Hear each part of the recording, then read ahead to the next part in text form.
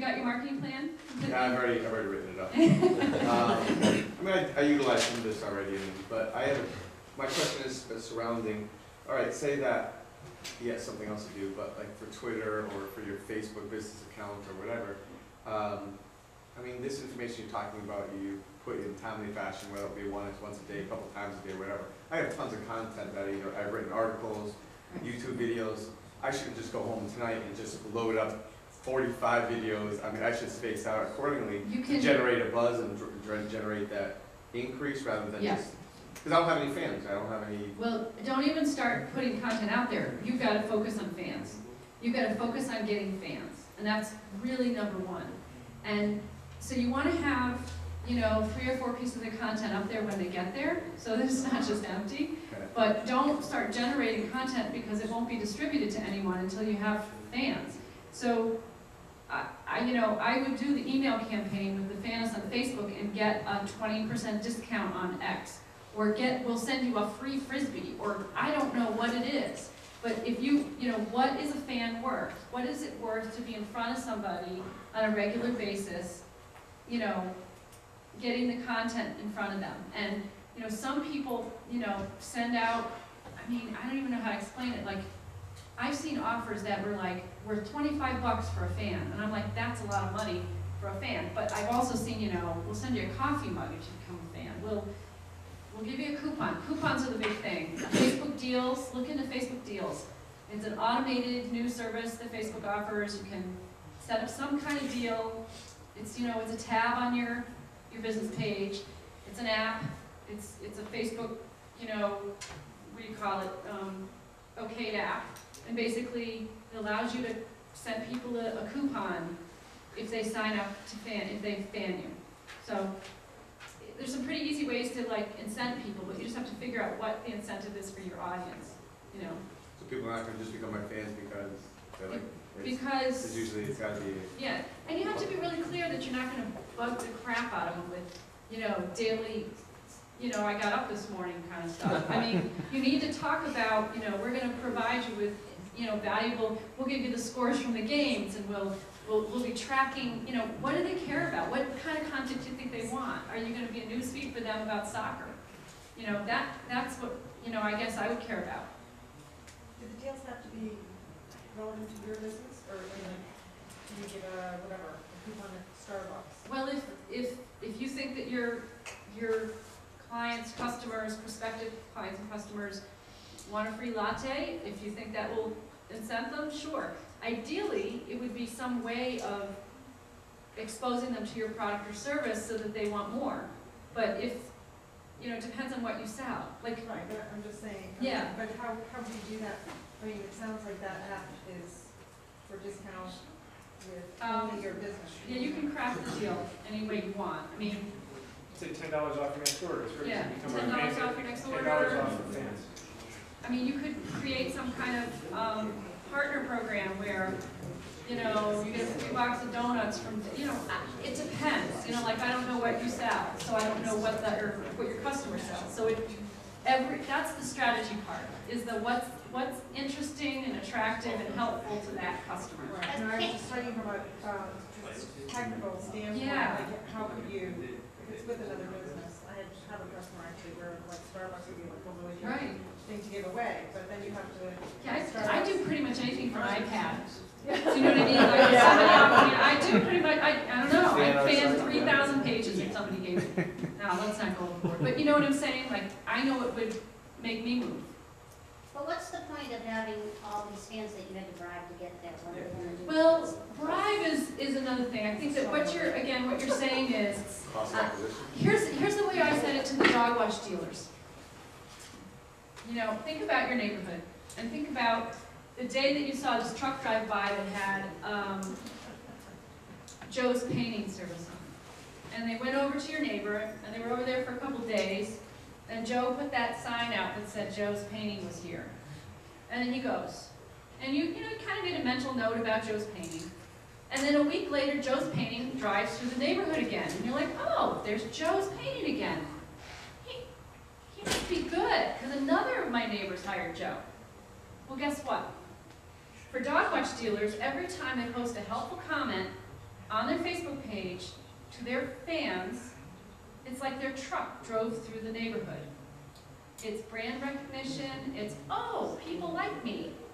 People know But my that's service. people looking at their site, or at their page to see the new post. If you just become a fan because you're getting a $10 discount, what's gonna make you come back and look? It's the.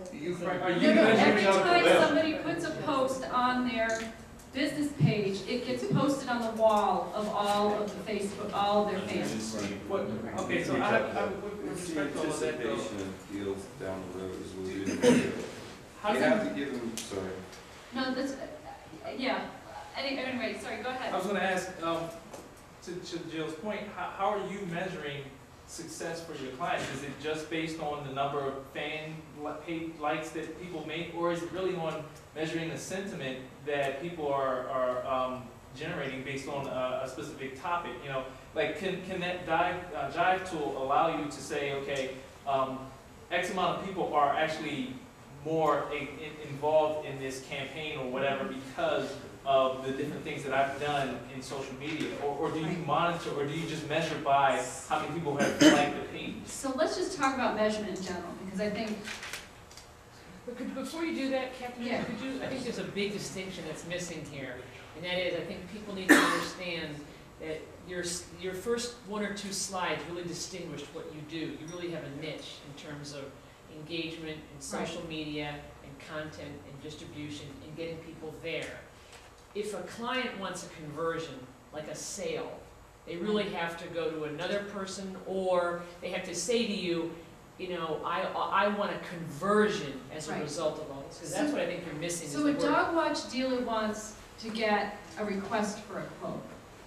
Okay? Right, what's the conversion? A quote, an email, a phone So- call? If you know what it is your customer considers a conversion, a lead,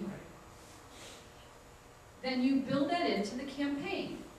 And if the campaign is, so real estate agents have always said, call us, we'll give you a free market analysis of your home. And for a real estate agent, that's the first step in getting a listing. So that could be considered a conversion. It's whatever the client defines Right. as their goal. And once you define what the value is, then you say, okay, what is the sales process now? This is another thing we do, is we assess the sales process for a client, and we say, in an online, where do they abandon the cart, for instance? And why? Maybe they needed more information. Well, let's provide them the helpful FAQs that we're missing and why they abandoned the cart. So you need to kind of look at the process, your sales process, and say, what's the action I want them to take? Is it a click-through? Is it a, what is it? And so the question I think that Jill's asking is, what's the value of having these fans? Well, you have their attention, or you have an opportunity to get in front of them and drive through their neighborhood. So don't drive through with a loud muffler and loud music. Drive through with a clean truck and maybe a chocolate bar in their mailbox. I mean, come on, I'm making this up, but what I'm trying to say is, what's gonna make me happy is if the person drive through my neighborhood and gave me a latte. So if I got a free coupon for a latte, that'd be cool. Now, what's gonna convert your customers to like you and get you there so that you have an audience? And that's when you build brand, you demonstrate expertise, and you get impressions. I mean, impressions are like, oh yeah, there they are, there's Joe's painting.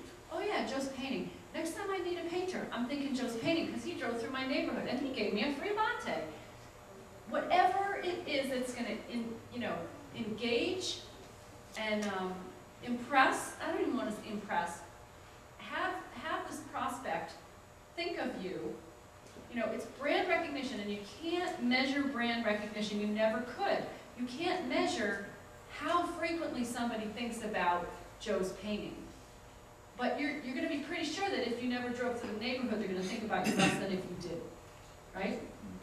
So there's measurements, click-throughs, conversions, filling out a form, all those things that you guys know about, landing pages, and this is why I kind of was saying, you guys, you know a lot about stats, and measuring, you know, an action taken, but then there's this other piece that's the quality, it's the brand recognition that's not measurable, and it never, ever has been. And I know we want it so bad, but there's still a part of everyone's brain that we can't get at. And we should be kind of grateful that they're, you know, Nike's not in our brain measuring how much we think about them. Do you know what I mean? Like, there's some things that are still, you know what I mean? So I guess the point is, there's things you can measure, you need to build them in.